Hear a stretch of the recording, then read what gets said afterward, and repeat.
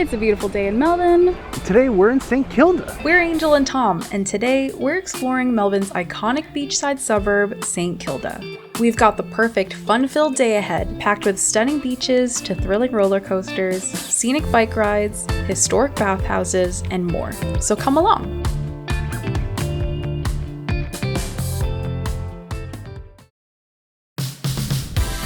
Heck yeah, we're at Luna Park!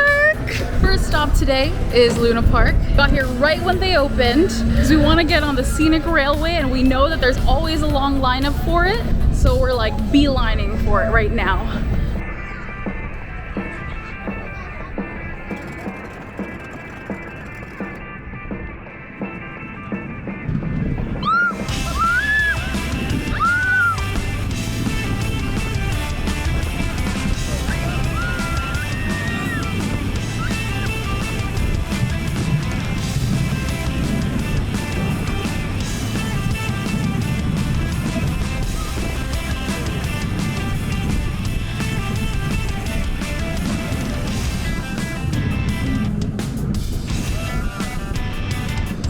We hate roller coasters, but we did it! Opened in December 1912, Luna Park is Australia's oldest amusement park. It's made by the same people that made the Luna Park on Coney Island and also the Luna Park in Sydney. The Luna Park iconic mascot and face that everyone seems to know about is Mr. Moon, the big face that eats you as you walk in. Have you guys ever seen that before? I've never seen it, but apparently everyone knows about it and everyone has heard of Luna Park.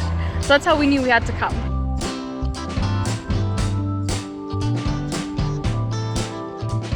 This Luna Park is home to the Southern Hemisphere's largest carousel, and while the park itself is not that big, the perimeter is actually lined with a roller coaster, the Great Scenic Railway Coaster. It is the oldest roller coaster in the Southern Hemisphere, and it is the second oldest in the world. It's over 110 years old. Take that in. It's made of wood, and it is the only remaining roller coaster still in operation that has a brakeman carriage. That's right. The only thing stopping this roller coaster is that guy sitting in the middle with a lever, and he's riding with you. That guy right there.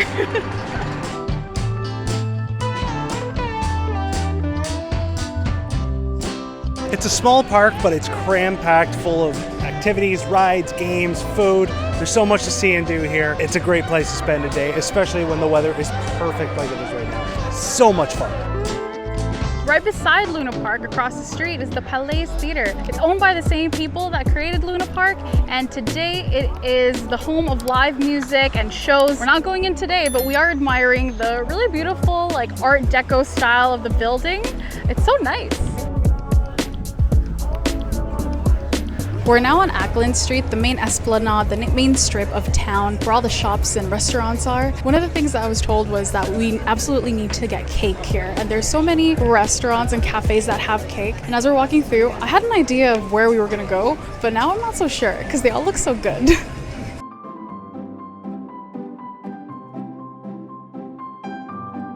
I remember now why we picked Monarch Cakes. It's because Tommy loves chocolate cake, and we're gonna get him a Matilda style chocolate cake.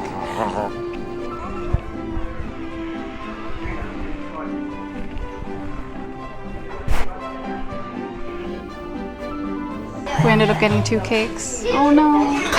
Tom got a delectable chocolate one, and I got the mini version of their Kugelhopf. I'm saying that so wrong right now, but this is how it's spelled. And it's a yeast cake that has cocoa mixed into it, and it's baked in a bunt. So it kind of looks like a bunt cake, but it is not bready. It's supposed to be a cakey texture. It's got layers.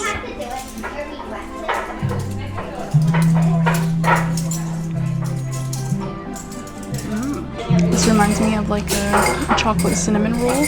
The layers are really thin, kind of melts, but the chocolate is really custardy, and it kind of stays in your mouth. I'm drooling. It's amazing. I love chocolate.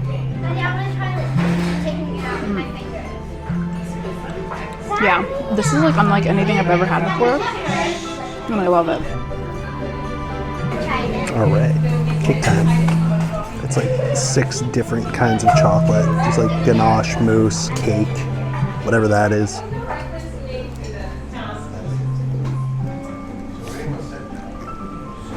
It's so rich. Wow. That's what chocolate cake is supposed to taste like. That's delicious. Is it the best you've ever had? Second best I've ever had. What's the first? First best is this one that Angel made me for my birthday last year.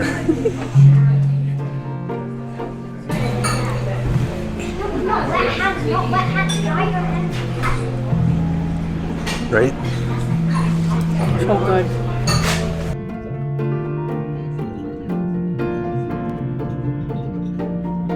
The place definitely has a bookstore slash library slash cafe kind of feel. It's really cozy. Monarch Cakes has been around for over 86 years, which is almost as old as Luna Park. So you'd expect that they know exactly what they're doing. But I'm sure you cannot go wrong with any of the cake shops along Ackland. I have to say, we've only been here for a couple hours and there's already been a roller coaster, beaches, and cake. I'm having a hard time imagining a better day. We're gonna keep walking down Ackland Street here. We're headed to the Botanic Gardens.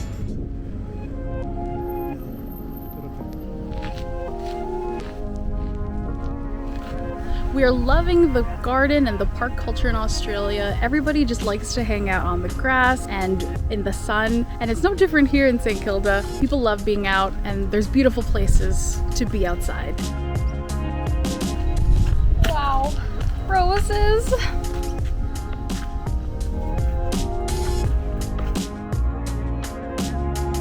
The St. Kilda Botanic Gardens are pretty big. I mean, this is just coming from someone who was just at the Royal Botanic Gardens in Melbourne, which is not that far away, but this is still quite beautiful, quite big, and a great place to hang out and enjoy nature.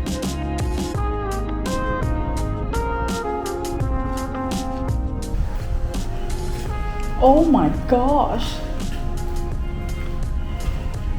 That went from breezy to rainforest real quick.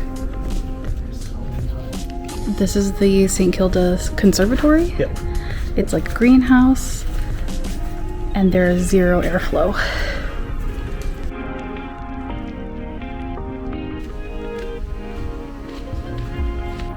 The funniest, most serendipitous thing just happened. We were walking by and saw a cool store with like rollerblades and cool clothes, and it said like free 2-hour bike rental for free.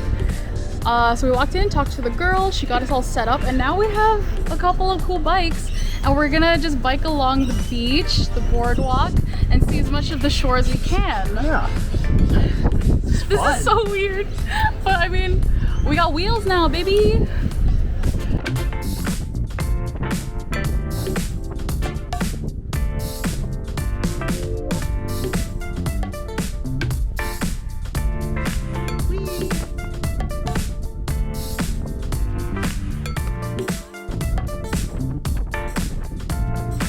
We've made it to Point Ormond Lookout, this big structure on a hill, and oh my goodness, the view of Melbourne City is gorgeous. You can see the full skyline from here with the water in front of it.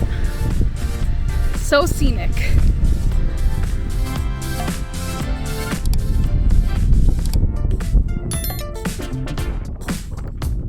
We've made it all the way south to Brighton Beach, home of the Brighton Beach bathing boxes. I had never heard of bathing boxes, but I definitely recognized them from the pictures. Apparently, there used to be 200 of these privately owned little change rooms scattered along the coast, and then in the 70s, the government gathered them together and brought them here and turned them into this really cool art exhibit right on the side of the water here. They're not for use, they're mostly just for picture taking, but it is a cool piece of history that I appreciate that they kept and still maintain and now use as art. Okay, back to St. Kilda.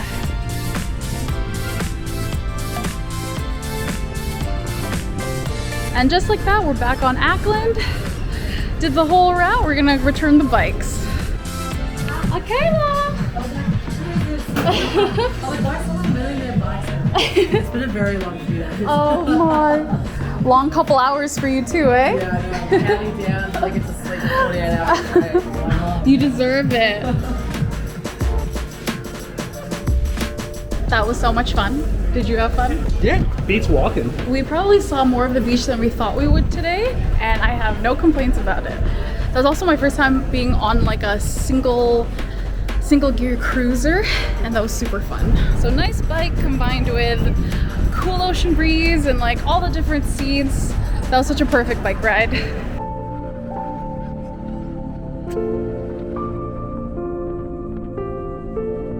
As you can tell, the weather has turned, and we went from nice and sunny and windy to cloudy and windy and a little wet.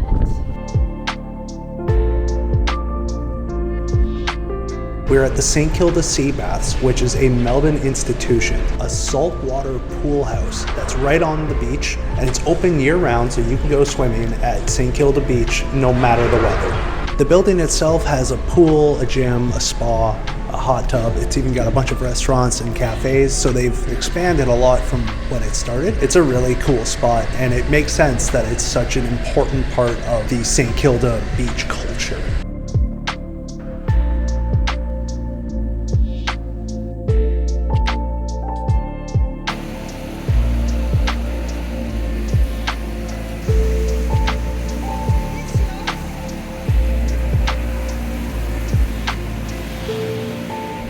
Ooh, that was so nice. I feel so refreshed.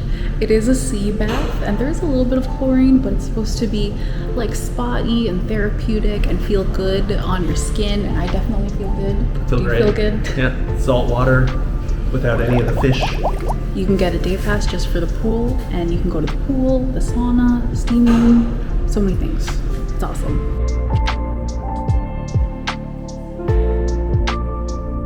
And right beside the St. Kilda Sea Baths is the famous St. Kilda Pier. It is home to the St. Kilda penguins. How many times can I say St. Kilda? This whole area is Port Phillip, and it's home to a colony of fairy penguins. They are the smallest penguins in the world, and they have burrows here at the end of the pier, which is the rocky breakwater. It's sunset right now, and this is the time that the penguins come out of the water, so we are right on time for showtime. This isn't the only place you can spot fairy penguins in Port Phillip. We were just at Phillip Island, and we did actually go to the penguin parade and got to see dozens of them going from the beach into the sand dunes. So I know they're quite elusive here. We can probably spot a few. I won't be disappointed though, because like I said, we already saw them, and if you're interested in seeing them, you can go check out our video on that. But we're keeping our fingers crossed because they are so cute, and I do want to see them.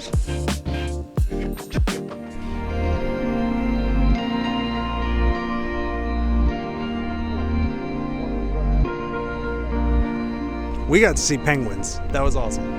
There was only a few that we could see from where we were. The main viewing platform is under renovation, but there's this other one that you can see them from in the distance, and it was really cute.